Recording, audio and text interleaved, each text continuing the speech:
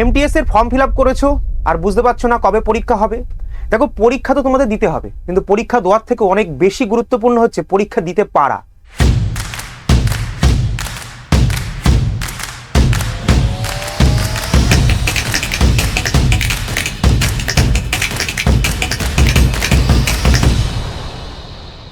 কারণ এসএসসি বলে দিয়েছে পরীক্ষা তোমরা কিন্তু যে কেউ দিতে পারবে না। শুনে অবাক লাগছে, কিন্তু সত্যি কথা। শুনে নাও, পুরো ভিডিওটা শেষ পর্যন্ত দেখো, তাহলে তুমি 100% বুঝতে পারবে যে অ্যাকচুয়ালি আমি কেন বলছি এই কথাটা, পরীক্ষা দিতে পারবে কি পারবে না। তুমি ফর্ম ফিল আপ করলেও তুমি পরীক্ষা নাও দিতে পারো। কেন? পুরো ডিসকাশন থাকছে এই ভিডিওতে। চলো দেখা যাক। এখানে আমরা দেখতে পাচ্ছি এমটিএস এর নিয়ে কথা বলছি আমরা। এক্সাম ডেট অলরেডি কিন্তু এসএসসি আগে বলে দিয়েছিল, তোমরা ফর্ম ফিল আপ করেছিলে। 4 ফেব্রুয়ারি থেকে এক্সাম ডেট শুরু হচ্ছে, তোমরা প্রত্যেকেই জানো। তাহলে এক্সট্রা নতুন কি আছে এখানে স্যার? অলরেডি নোটিফিকেশন চলে এসেছে তোমাদের। এসএসসি বলেছে যে তোমাদের যে স্লট বুকিং কিন্তু তোমাদের করে নিতে হবে 15ই জানুয়ারি থেকে। স্যার কি এই স্লট বুকিং? একটু ডিটেলসে বলুন, তাহলে সুবিধা হয়। এই স্লট বুকিং যারা যারা করবে না তাদের কিন্তু পরীক্ষা, তারা কিন্তু সেন্টার নাও পেতে পারো। এসএসসির কোনো দায়বদ্ধতা নেই তোমাদের কিন্তু পরীক্ষা নেওয়ার। তো সেক্ষেত্রে মনে রাখবে যে তোমাদেরকে 15 তারিখ থেকে স্লট বুকিং করতে হবে। তাহলে কি কি থাকছে এর মধ্যে? তুমি কোন পার্টিকুলার শহরে পরীক্ষা দিতে চাও? ধরে নাও তুমি আসানসোলে পরীক্ষা দিতে চাও। আসানসোলে তুমি পরীক্ষা দিতে চাও, সেটা তুমি সিলেক্ট করলে।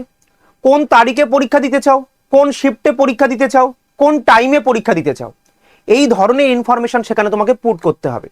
এবার এসএসসি ঠিক করবে অবশ্যই যে শহর তুমি বলেছো সেই শহরেই তোমার পরীক্ষার সিট দেবে, কিন্তু কোন টাইমে দেবে, কোন ডেটে দেবে, এবং পার্টিকুলার আর যা যা ইনফরমেশন তুমি সাবমিট করেছো সেগুলো তো এসএসসি নিজের মতো করে চেঞ্জ করতে পারে।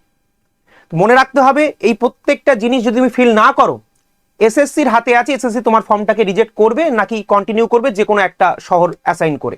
তো মনে রাখবে প্রত্যেকে এই ডেটটা নোট ডাউন করবে, 15ই জানুয়ারি। এই দিনে তোমাদের কিন্তু স্লট বুকিং স্টার্ট হচ্ছে, কেয়ারফুল থাকবে। ইম্পর্টেন্ট কথা আরও একটা বলে দিই, দেখো আমরা এসএসসির প্রিপারেশন তো করছি, এসএসসি এমটিএস পরীক্ষা দিচ্ছি, কিন্তু ভুলে গেলে চলবে না, কম্পিটিশনের যুগ। এখন তুমি যদি তোমার প্রিপারেশনটাকে একটু মজবুত করে নিতে পারো, 3-4টে পরীক্ষা, সিমিলার পরীক্ষাকে একসাথে দিতে পারো, তাহলে অবশ্যই তোমার দিনের শেষে বা বছরের শেষে 2026 শুরু হলো, এই 2026-এর শেষে তোমার স্বপ্নটা সফল হতে পারে। কি সেই? বলে স্যার এমটিএস তুমি দিচ্ছি, কেন শুধু এমটিএস এ সীমাবদ্ধ থাকবো? আমি চাইলে রেল দেবো, রেল প্রতি বছর পরীক্ষা হচ্ছে। তো আমাদের বিএসএসসিআই এর পক্ষ থেকে একটা নতুন একটা ব্যাচ শুরু হচ্ছে রেলের 12ই জানুয়ারি থেকে। এবং এই 12ই জানুয়ারি এমন একটা দিনকে আমরা চুজ করেছি এই কারণে, যেদিনকে তোমরা স্বপ্ন দেখা শুরু করবে। দেখো এই নাম্বারটা তোমাদেরকে দিয়ে গেলাম, 8240968588। আমাদের রেলের ব্যাচ কমপ্লিট এনটিপিসি এবং গ্রুপ ডির preparation complete, in the sense ওই ব্যাচটা নেওয়ার পরে তোমাকে আর দ্বিতীয় জিনিস কিছু খুলে দেখতে হবে না।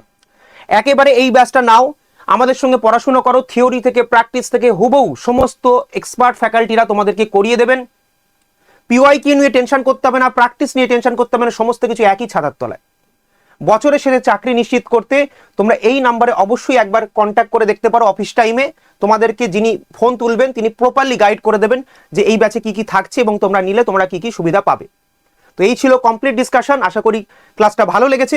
তোমরা প্রত্যেকেই জানাবে কমেন্ট বক্সে তোমরা কারা কারা এই 2026-এ নিজের চাকরিকে সিকিউর করতে চাইছো।